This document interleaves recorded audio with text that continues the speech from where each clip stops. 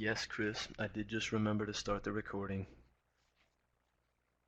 I want to try to get in trouble with my boss here on the line with us.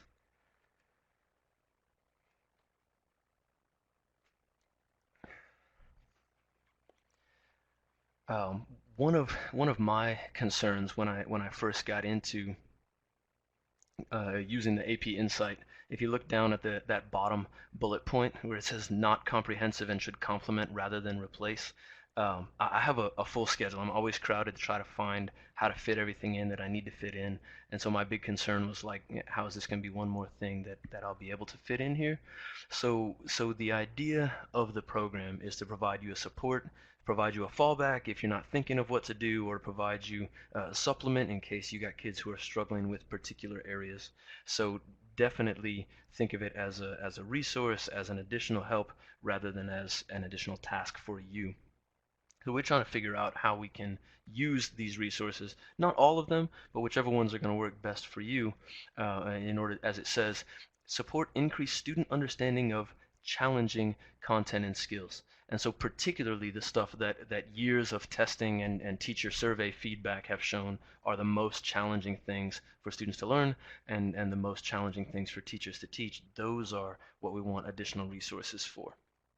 So brief recap of the program overall: some things you can teach with and some things you can test with, right? The instructional resources, some of them are complete lesson plans, some of them are short activities, most of them are pretty highly adaptable depending on how much time you've got to use with them, and then a series of practice activity, simple formative assessments, more complex formative assessments, and then some bigger complex ones that will more closely mirror the national exam as we go. If you've been on the website, you may be familiar with this four-part layout, the Prepare, Teach, Assess, Act. It's a kind of nutshell version of good teaching practice in general. You get used to what it is you're trying to figure out and what you want to teach with the kids. Then you actually engage them and teach it. Then you check how they did, and then based on those checks, you figure out what to do next. Since you're getting them ready for the national exam, of course, every time you do any sort of test or assessment, you're then going to build on that and figure out where to go next. And so this hopefully provides some resources at all four levels. Um, Challenge areas is a term that's used across the program because that's where they started the research to develop the program. When they were doing the test analyses and the teacher survey feedback, they narrowed down and isolated these 10 particular areas that they thought were going to be not only tough for kids and tough for teachers, but also especially helpful going forward. So skills that would be built on in AP Euro or AP US, skills that would be built on at the college level. So if we could find that magic combination of things that were useful going forward and also really difficult otherwise, that's what we want here. Depending on which one you're wanting to look at, there's in-depth resources on the website, challenge area by challenge area, or you can kind of look at the year as a whole.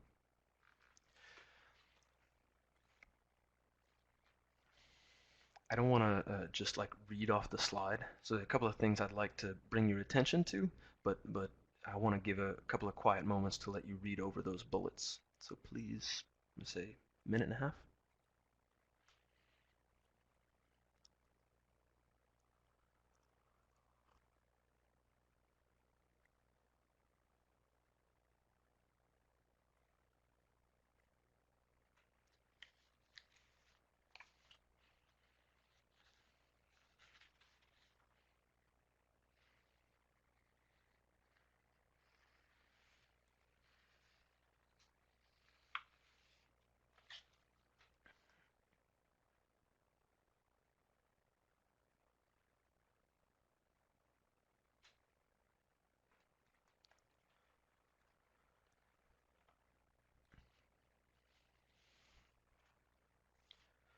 All right, I'm back. I, like I said, am kind of focused in on the assessment side of things and the assessment design side of things. So that's kind of where I zero in. That's what I went to immediately first time I got in the program. I want to see those quizzes. I want to see those challenge area assessments and see what that looks like.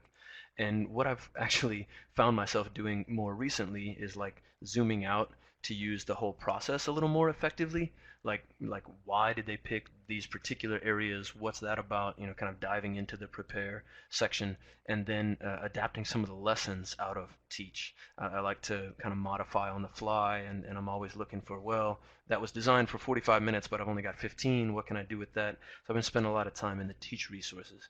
I'll try to make reference to those with our particular example as I start walking along here. Full cycle of resources does all four of those things. So inside any given challenge area, CA they got on the screen here for you, there are bits of information about what is the challenge area, like guide you through it, and then also background information, that unpack section, like what went into it, what does it mean. Um, Teach includes lots of resources. Assess always has, for every challenge area, multiple quizzes and also a bigger free response challenge area, like long essay kind of thing, sometimes DBQ, sometimes not. I'm flooded out by all the resources. I'm thinking, I don't do all these things. I'm not going to do all these things. How would I possibly do all these things? So the way I use it more often in my class is to pick and choose. Maybe for this challenge area, I only need one of those quizzes. I'm gonna fit that in. It's a part of it that my students particularly struggle with, or maybe my lessons are all just fine for this. I think we're teaching it well. We just need some more effective activities to like wrap it together. So I'm just picking out. What we're going to walk through today for our example is a little bit of the prepare resources, show you one performance task within that sample challenge area we're working with, and then one quiz, and see where you can go from there. So we save plenty of time for you to talk as much as you want to do that. The example we're using is this one. So I'll take a moment to comment on how the challenge areas are structured. You notice how it has a colon in the middle. They've identified a skill, causation, historical thinking skill, and then also a topic area, diffusion of religious belief. So that in each one of these challenge areas, you're practicing the interactions, the intersections of thematic learning with historical thinking skills with particular content at your moment in time, at your particular period. And that interaction is kind of a big picture kind of thinking that I know my students struggle with. It's easy for them because they're bright kids and they're academically well prepared kids. It's easy for them to make flashcards and learn specific definitions, but it's a little harder for them to do the more complex thematic thinking or big picture thinking. And so we try to build on those a piece at a time, a building block at a time, if you like, in the language of this program. So you want to figure out before you go in what building block you're going to be working on next. Where are you headed in your class, and how does that line up with the available resources so you don't get lost in the wealth of them and you can kind of zero in on the ones that you particularly want. We got screenshots of the web page. This is one of those places where you might find it more helpful to go actually log in to AP Insight, but again, you don't have to. I'll try to make sure we have screenshots up here of the relevant points. When you go and log in, you'll notice up on the right side, you've got these 4 pull-down menu links that you can always get to. Strategies, challenge areas, assessments, discussions. So if you already know what challenge area you're headed for, you can go straight to that, hit challenge areas, move on. If you're ready to give a test or give a quiz and you want to go straight to assessments, you can do that. But if you're trying to explore overall and do a little bit of advanced planning, organizing, line it up with your existing lesson plans, then strategies is really where you want to go. There are a number of links down near the bottom that will let you get to already prepared overviews and plans and grids and documents that like let you know what all the pieces are and how they fit together. Now, I think kind of a map, a roadmap to the program, a roadmap to the different resources that you might want to use. strategies right up there, and then you see I've got a lovely little box pop up for you right down there in the so small as to be almost illegible on my screen, roadmap and topic translation. Those are two of the most useful documents for advanced planning. Um, what you'll see is the grid here. All down the left side, every challenge area is listed along with the building blocks that line up with it.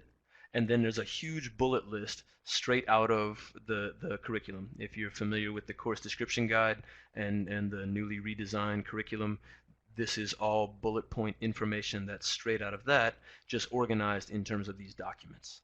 So if you want to find the content you're working on now and work backwards to figure out which building block that is, that works. If you want to go the other direction and check which skills do I need my kids practice with, and then find those, that's good. If Todd, if I'm you and I'm going to have a little more time to prep for the exam, I want to go back and do some extended review, that's definitely where I'm headed.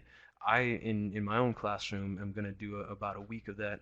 We got about a week space of review before the comprehensive final exam. And so at that point, I'm going back here to the challenge areas, trying to check contextualization. They have a little difficulty with that. Comparison, they're already pretty good at, but maybe some causation. We need some practice there. So I'm kind of coming back to the topic translation, trying to figure out what we maybe can work on from here. Like I said, it's organized in a couple of different ways. So depending on what sort of thinker you are or what kind of visualizations make sense to you, these can work. On this one, they've got the grid arranged by period. If you're a chronological thinker, this maybe works a little better for you. Right across the top, each column is marked by period, 1, 2, 3, 4, 5, 6. And then as you come down into the grid, you're looking at the different challenge areas. So in period one, because people are just getting started, there's not too much stuff. You're still getting to know each other, you're still getting warmed up. Period two, it gets a little bit heavier. There's a variety of other things you can work with, and so on from there. You'll also notice on this grid that they've got in orange the challenge area assessments. The idea is you got 10 different challenge areas. Your kids are practicing pieces of them all the way along, and so especially as you get on into the second half of the course, they're reaching a point where they've actually done a little bit of everything that challenge area asks of them. And in your judgment, maybe that's where they can do the big assessment. Maybe they can do a few more multiple choice questions, or maybe they can actually write one of the longer essays. And so that's what those are highlighting. I know for me as a teacher, I'm looking heavy at the short answer questions since those are new this year, and I'm trying to look heavy at the new DBQ because there have been so many changes in that this year. So looking through for some examples of what I can use there, or some explanations or practice activities. That's something I'm always seeking help with. So what we're doing right now for our example is going to be the challenge area causation of the spread of knowledge across cultures. What causes knowledge to spread? What are some of the factors that make it easier for knowledge to spread? And we're going to be zooming in on period 4, since that's upcoming for most of us in the next couple of months. Once you know that, once you decide that, there's a couple of ways you can find it on the website. I'm going to back up the presentation just a little bit here. If you're right here at the opening, right along the top there, you've got strategies, but you've also got challenge areas. You can always go right there and pick out the challenge area that you want. You can also, if you have the Prepare, Teach, Assess Act there, you can always grab this bit that says select a challenge area, and then you've got them all right there. Those are all hyperlinked, but it's showing you right now in the box that says select a challenge area. Theme 1, there's 2 challenge areas in there. Theme 2, there's 2 challenge areas. So you pick out whichever one is relevant to you, and it'll pull up the whole page of information. The one we're doing, you can see the arrows there, right? You pull down prepare. You say I want to prepare in the challenge area of causation, spread of knowledge across cultures. Then it takes you right in here. What do you want down there at the bottom? You want to unpack it, or do you want to look at the guide? Here's your unpacking. You have this whole list of background information. What is it? What are the 4 building block subparts of it? What are the historical thinking skills you're trying to do? What is it that went into this? What's difficult about it? If you've already been teaching the course for some time, right, then you're definitely going to know a lot of those things intuitively. You know what's been hard for you to teach. If it's your first time, you might find that kind of stuff a little more helpful. What is the particular evidence that they looked at to determine those? That's information you might not necessarily have. Even if you have lots of experience, you might find that helpful to go take a look at. You'll notice on the graphic they have for you here, they got the challenge area title right there in the middle, and then 4 little circles all around the rim.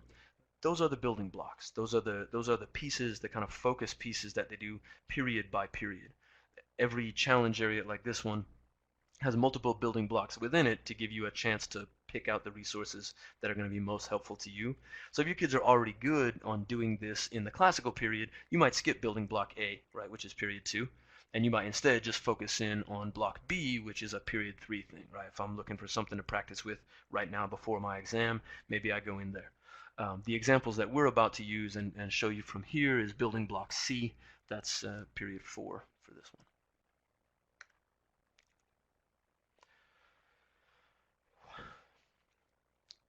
What is it that is difficult to learn, and which of those different challenges were laid out how, right? How did they come to them? How did they get them? You can spend weeks going down this rabbit hole and just investigating that. I find it fascinating, but it's the kind of thing that I find more fascinating in the summer when I've got a little bit of time. I find it a little difficult this time of year to dive in so much into the prepare. Hard to teach. I'm gonna sort of zoom past that a little bit. Here, I'm gonna find this a little bit more helpful right now. So this kind of preparation, when I'm going right into working with kids, and I'm thinking, well, I know what my kids have struggled with in past years. I have some experience in the class. On the other hand, if I'm a brand new teacher doing this kind of stuff, I don't even know that much, and so I'm going to want to walk in here and get a specific set of information about what students most commonly struggle with. A couple of simple bullet points, commonly problematic for students. And then even more detailed, here are the things students should be able to do. So if you want a target, you want an objective, like how will I know when my kids can do this thing, causation, diffusion, or religious belief? Here's success criteria, they call them. Here's a way for you to judge, a benchmark for you to aim at. Students can do this.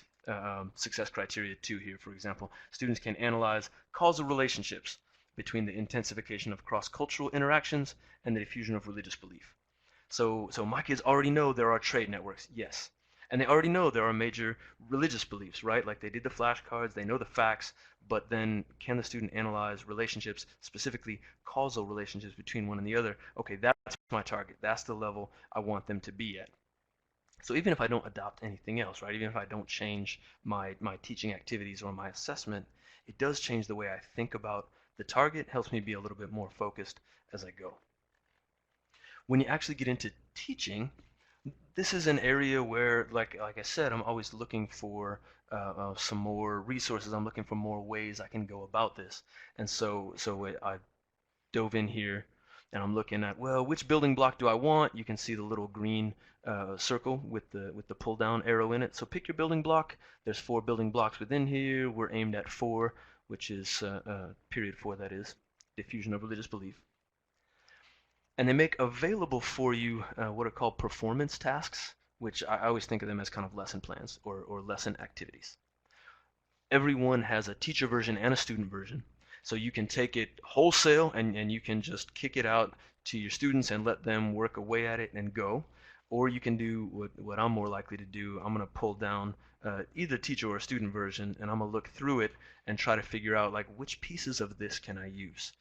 Sometimes I get stuck in a rut. I'm doing the same old kind of lecture and the same 2 or 3 activities, and I'm thinking, well, my kids need to get out of that and they need to start thinking in different ways. I come back here and grab one of these performance tasks and use it or adapt it, and that works a little bit better for me to keep that live. So this particular performance task, I went out looking at these in preparation for tonight's thing. It's got a really cool world map where they list a bunch of examples of religious beliefs diffusing and blending, and the rising of new religious beliefs in periods 3 and 4, and the splitting of religious traditions into multiple sects, and then ask the kids, well, take a look at that list, figure out what those are, and then locate them as closely as possible. So if you want to talk about spread of Christianity to the Americas as part of the European exploration and conquest processes, well, which particular Christian religions are going to end up where? Can you mark that on the map? So the kids have a chance to like engage that in a couple of different ways, and then there are thought and focus questions in responding to that, so they get a chance to analyze.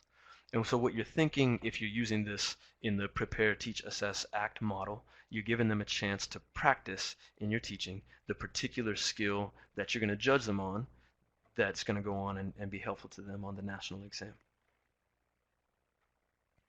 When you're all done teaching your own lessons or the provided lessons, the performance test, however you're going to do it, then you dive into the assessment.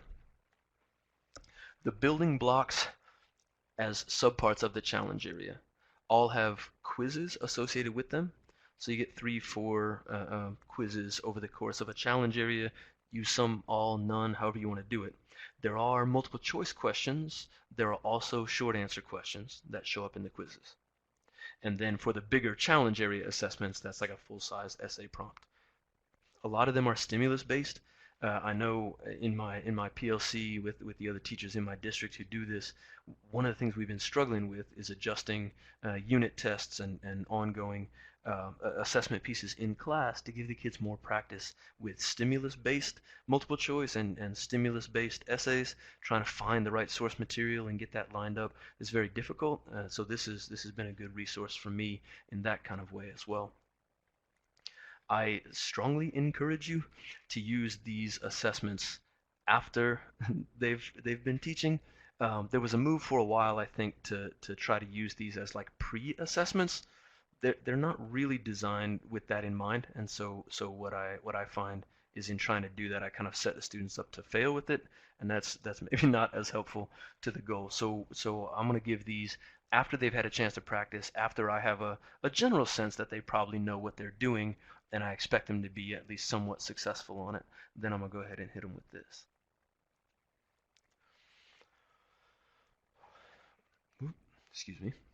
Um, so when you do the multiple choice portions, you can actually assign it, right? You can build a class inside the program and have the kids all log in, and they can take it electronically, and then they and you will get feedback as you prefer.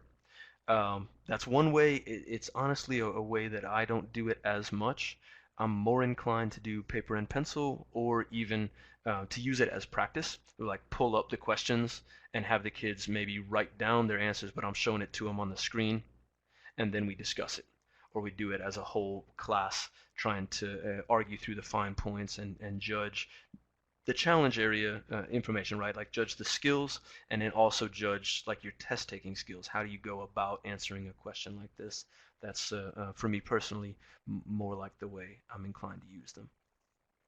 And then when you're finished with the assessment, when you actually have done it and they've got their feedback and you've got a little information and they've got a little information on what they missed, and we assume they missed something or some things, then you want to think act, prepare, teach, assess, act. Your close out mission is to figure out where to go next. And you want your students as much as possible helping you decide where they need to go next. So just like any good kind of assessment for learning model, you're using the test as a way of teaching. And you're using their response to the test as a springboard for further learning. I'm inclined to do a whole class response. There are particular individual next steps guides that you could take, and some of these, like if you just had one kid who was struggling, you can print them out and have them do homework with it. You can have them come meet you for an individual conference, which is more my speed. Or you can have the whole class engage in some of these activities if you think you need like whole group practice with it. You really were wrong that they didn't really get it, something like that. Looking back over this, and you get tired of hearing me say it: prepare, teach, assess, act. That's your 4-part cycle. and act loops right back around to teach if necessary. And so you're going to run through that teaching any good lesson or any good unit, right? That's not unique to this program or anything like that. But if you can think in those terms, it makes it easier to quickly go to the site and find the relevant resources that you need for your classroom, right now, or however you want to do it. I also have had some success using these in like the run up to final exams or the run up to unit exams, first or second semester, either way, as ways to review. So I think, well, they have already studied it, they have already tested on it in my own classroom model with some of the assessments that I put together, but maybe I could give them something else as a way of checking how much they know.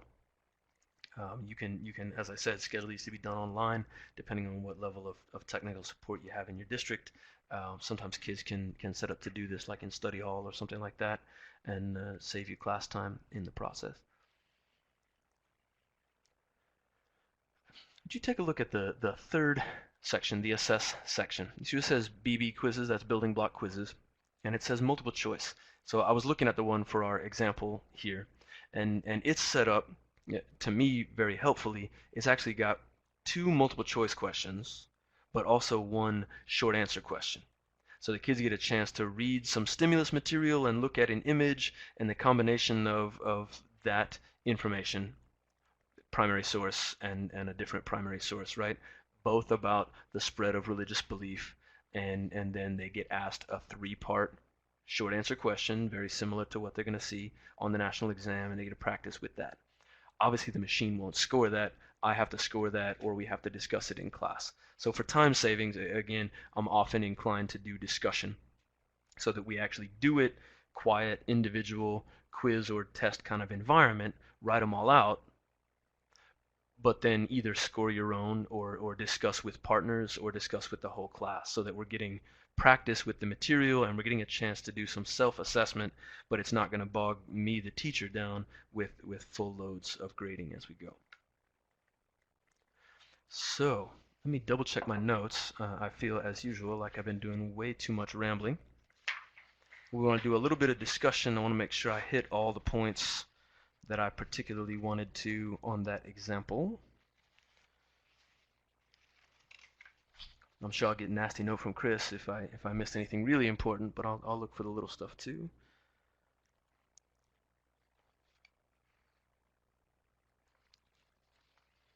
Good and good. If you have come up with questions about anything we've done so far, by all means throw them in the chat. But kind of where we'd like to go here is over to some discussion questions that you can think about and maybe throw us out some ideas.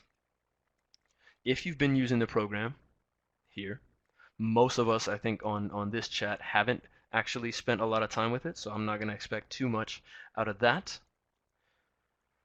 Student misunderstandings or instructional practice. And then this one probably most useful, and here especially if you get a chance to log in and look at the program right now to kind of explore any of the stuff we've looked at so far. That's where I'd love to hear from you. And of course, if you have other questions for me, we want that.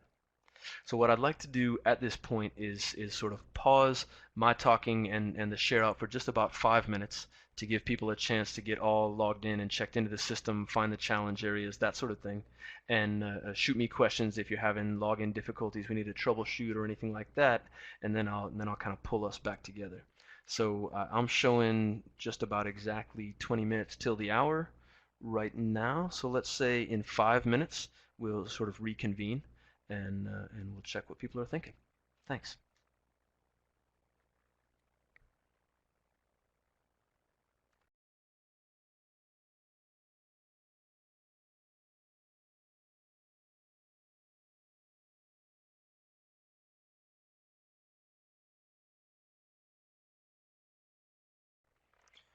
All right, I think that's my 5 minutes.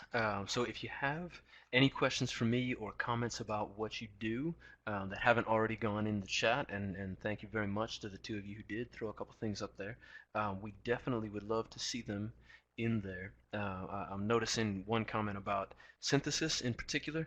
I have a friend down the hall who does world history with me, but he also does AP US history. APUSH. He said that in their community they've started calling it anyone possibly understand synthesis here because they're really kind of struggling to work out what exactly that means in terms of the essays. And I know my kids have exactly the same trouble you're talking about with figuring out how to contextualize and how to do synthesis, kind of pull that stuff together. I've got sophomores as well.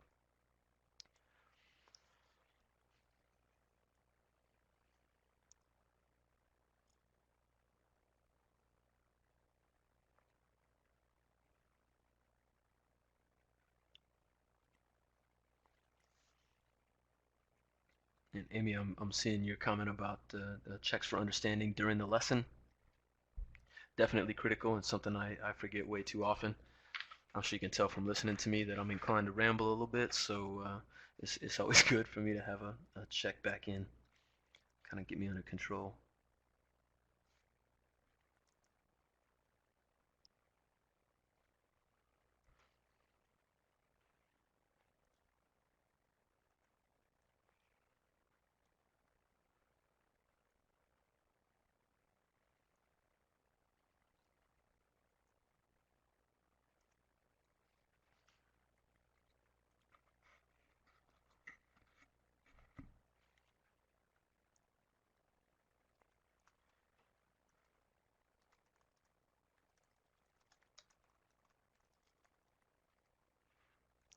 One thing that I really do like to use, whether or not I end up using the quizzes and assessments in class, there's a preview function. So if you go in and say, well, I want to look at the assessment for this building block, you can always go in there and not bother to assign it to any kids and not put it out as like an official in the system assessment or assignment, but instead just preview it, and it kind of pulls you up a window where you can walk through the questions and decide if it's something that's going to be helpful to you or your kids, or even if you just want to lift the source material and use it to make up your own questions as you're doing. That's something I've found helpful.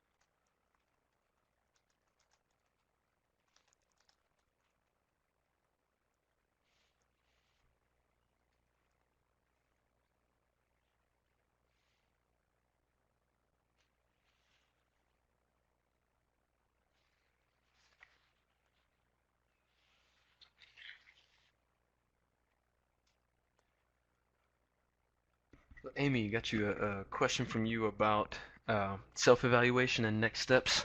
Um, Something that I struggle with in class after I'm given tests or quizzes and I figure out like here's on average what kids are struggling with. My inclination is to kind of go broad brush and try to deal with things that are problems for the whole class, and I end up letting lots of kids kind of slip through the cracks that way, and I make it a little too much about me. Um, so then for students to do more self-assessment, that's one of the places where I think this program is pretty helpful, especially if you got kids who don't do that naturally, going in and grabbing the self-check and self-evaluation. So if you're thinking in terms of prepare, teach, assess, and act, then you're going to act. You're going to get some of those next steps guides and get a chance for the students to kind of walk through what they missed and why they missed it, right? What they're confused about and why they're confused. You can go back to prepare at the beginning of the loop and check the success criteria, like what's the target, what is it that they're trying to hit, and which pieces of that were they struggling with. So if I get kids who are really struggling, I'm gonna sit down with them and their notes, and we'll have like a one-on-one conversation about how they're preparing and how they're going about studying. But if it's something they can do on their own, then those next steps guides are quite helpful.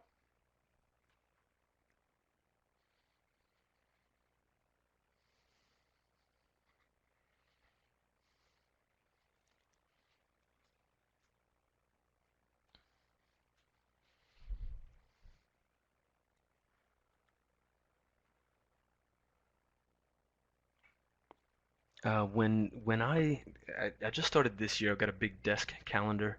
So when I meet with the kids, it's because we decided like we need to do more than we have time for in class, and so then I just ask them to come by at the end of the hour, and we take a look at my calendar, and they check theirs, and we figure out a time. Usually after school, or sometimes I get a study hall that meets my off hour, things like that. And I'm aiming for something no more than about 10 minutes any given session, since sometimes I got lots of kids to do, and they get burned out pretty quickly, doing world history with me for an hour and then coming back to do it again. So usually after school.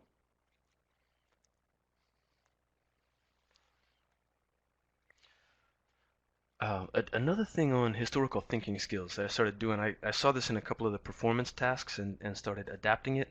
I'll put that out there in the chat. Using the historical thinking skills, particularly comparison and CCOT, as a lens through which they can look at other material. So like as a study tool, or also as like an in-class discussion tool, looking for ways to have short activities that help to break up the lesson. So we'll get all the time maps out of their textbook, or off the internet or whatever, that have deep, rich historical content sort of built in, and the students aren't really sure like what to do with it. Okay, cool, that's a map. I've seen that before. That's Africa. Good for me. And so then the map has maybe borders of states, or maybe it has spread of religion, or it has migrations of peoples, or things like that. And it's all kind of built in there in a deep, rich layer. And as a history teacher, you're already thinking in terms of like, what's that connected to, and what else do I know? So what I've started asking them to do is start with comparison and CCOT, and say, well, okay, take just a couple of minutes. Anything you can tell me that would be comparable, that's similar or different off this map compared to something else that you know, right? Another place in the world, or another place in the unit that we've been talking about, or whatever. And then CCOT, how is this different to anything that we would have seen on the map for Africa last unit, or what we might see in the present, so that they get a chance to like dive in, they get something specific to do with it, so they're not just looking at it. They have the same problem as good thoughtful students, but who lack experience. They have the same problem digging into their own notes. They've taken some notes in class, or they've taken some notes out of the book, and now it's time to study. And what do I do with it? They say, well, let's go ahead and use those. And then once they get comfortable with that, yeah, Amy, the idea is hopefully that we get to do some synthesis and contextualization from there.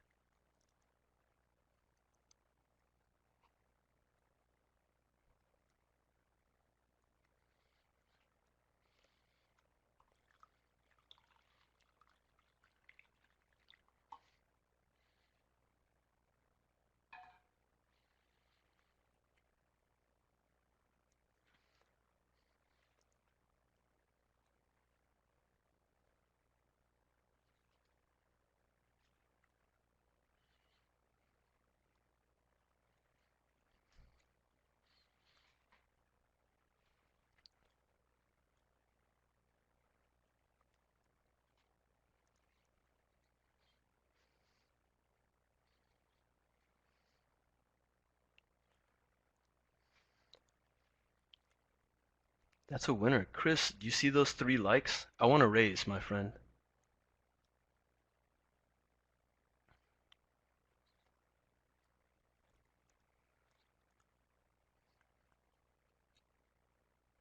I'm on a group chat with my wife's family, and so they get a chance to like my posts. I'm always in a contest trying to get more likes than my wife. I always lose, but that's how it goes.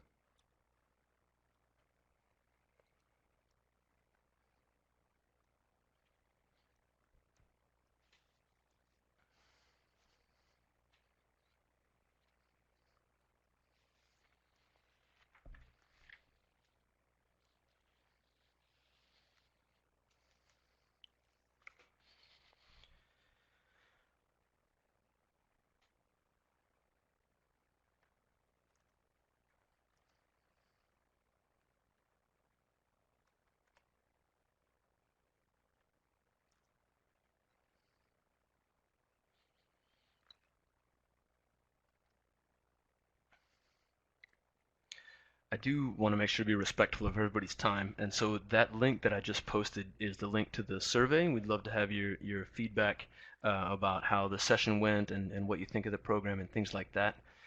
So if you can go there at any point soon and let us know what you're thinking, we appreciate it. If you need to log off and go, you can totally do that. I'm not worried about it. I'll definitely be here for another 15 minutes or so, so stick around as long as you have questions or comments.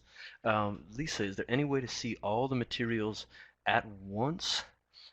Not that I'm aware of. Chris or anybody else who's been using the program a little more, maybe give you a little bit more information. Feel free to chime in here. Chris or Amy, I know you've both had some experience with it. But the performance tasks by challenge area, I'm familiar with how to get to. A master list, I don't know. Oh, thanks, Todd.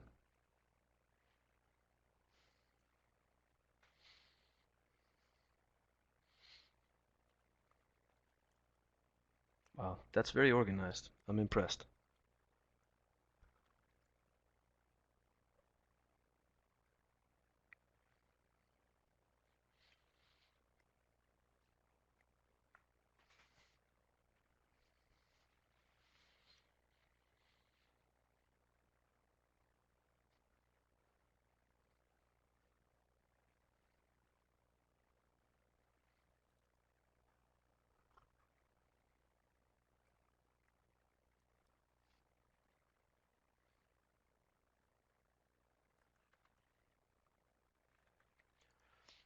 Up on your screen is the shot of the Share What Works section. If you're on the website, you got the strategies and the challenge areas and the assessments. All the way over on the far right, where it says discussions, you can get in here to the discussion boards, and you can post questions or comments if you've got stuff. Oh wow, great that they gave you a whole day. It's nice to have administrative support.